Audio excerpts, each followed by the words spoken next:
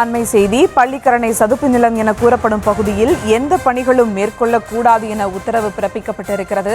மேலும் விவரங்களோடு இணைகிறார் செய்தியாளர் வெங்கட்ரமணன். வணக்கம் வெங்கட்ரமணன், விவரங்கள்.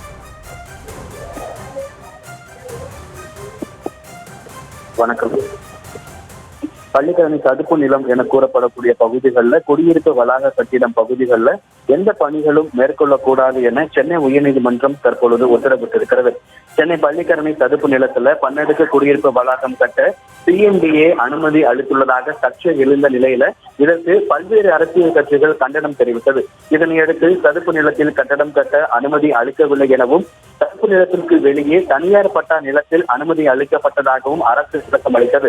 இந்த நிலையில தான் பன்னடுக்கு குடியிருப்பு வளாகம் கட்ட அனுமதி அளித்த உத்தரவை ரத்து கோரியும் பள்ளிக்கரணை சதுப்பு நிலத்தை சுற்றி 1 கிலோமீட்டர் சுற்றளவுக்கு எந்த கட்டுமான பணிகளையும் அனுமதிக்க கூடாது என்ற கோரிக்கையுடன் அதிமுக வழக்கறிஞர் நிர்வாக பிரின்ஸ் சார்பில் சென்னை உயர்நீதிமன்றத்தில் பொதுநல மனு தாக்கல் செய்யப்பட்டது.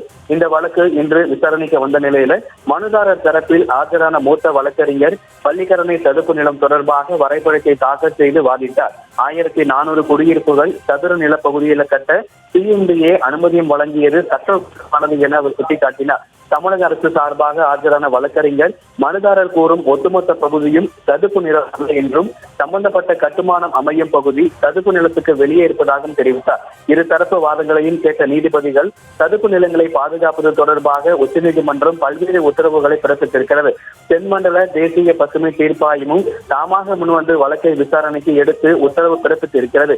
இந்த விவரங்கள் தெரியாமல் சிஎம்டிஏ இந்த கட்டுமானத்திற்கு அனுமதி வழங்கியது எப்படி என்று கேள்வி எழுப்பினர். சதுப்பு நிலத்தின் எல்லையை துல்லியமாக வரையறுக்கும் பணிகள் முடியும் முன் கட்டுமானங்களுக்கு வளர்ச்சி திட்டங்களுக்கும் அனுமதி அளித்து வந்தால் ஒட்டுமொத்த சதுப்பு நிலமும் அழிந்துவிடும் என்றும் இது மிகவும் தீவிரமான விஷயம் என்றும் நீதிபதிகள் சுட்டிக்காட்டியிருக்கிறார்கள். இந்த வழக்கு தொடர்பாக நவம்பர் 12ஆம் தேதிக்குள் பதில் அளிக்கும்படி தமிழக அரசுக்கும் மத்திய அரசுக்கும் உத்தரவிட்ட நீதிபதிகள் அதுவரை குறிப்பிட்ட பகுதிகளில் எந்த பணிகளையும் மேற்கொள்ளக்கூடாது என கட்டுமான நிறுவனத்திற்கும் உத்தரவுகள் பிறப்பிக்கப்பட்டிருக்கிறது.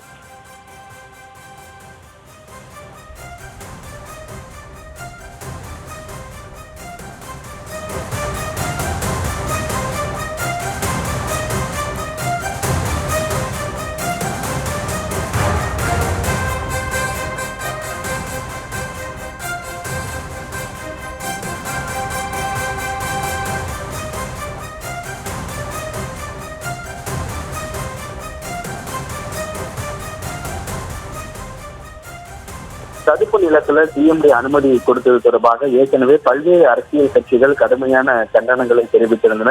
பள்ளிக்கரணை சதுப்பு நிலத்துல பன்னடுக்கு குடியிருப்பு வளாகம் கட்ட சிஎம்டிஏ அனுமதி அளித்தது சர்ச்சை எழுந்த நிலையில பல்வேறு அரசியல் கட்சிகள் கடுமையான விமர்சனங்களை முன்வைத்த நிலையில்தான் இது தொடர்பான வழக்கு விசாரணைக்கு வந்திருக்கிறது. இரு தரப்புல அரசு தரப்பு மற்றும் மனுதார தரப்பு இரு தரப்புமே தங்களுடைய வாதங்களை முன்வைத்திருக்கிறார்கள். குறிப்பாக சதுப்பு நிலங்களை பாதுகாப்பது தொடர்பாக உச்சநீதிமன்றம் பிறப்பித்த உத்தரவின் அடிப்படையில தான் சதுப்பு நிலத்தின் எல்லைகளை துல்லியமாக தீர்மானிப்பது குறித்து ஆய்வு மேற்கொண்டு வருவதாகவும் அந்த பணிகள் இன்னும் 2 வாரங்கள்ல முடிவடையும் அப்படின்னு அரசு தரப்பு வாதம் முன்வைக்கப்பட்டது.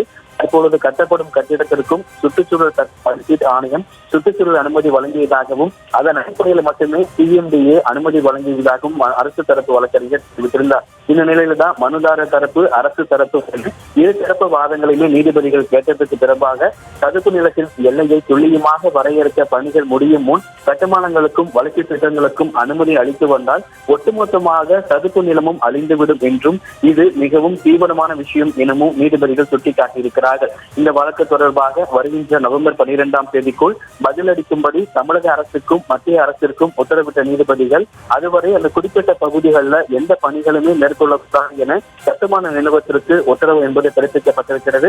பள்ளிக்கரணை சதுப்பு நிலம் என கூறப்படக்கூடிய பகுதிகளில் குடியிருப்பு வளாகம் கட்ட பகுதிகளில் எந்த பணிகளையும் மேற்கொள்ளக்கூடாது எனவும் இது தொடர்பாக இந்த பகுதியில பணிகளை மேற்கொள்ள சிஎம்டிஏ அனுமதி அளித்தது சர்ச்சையான நிலையில் தற்போது இது தொடர்பாக சென்னை உயர்நீதிமன்றம் தற்பொழுது நீண்ட உத்தரவை பிறப்பித்திருக்கிறது.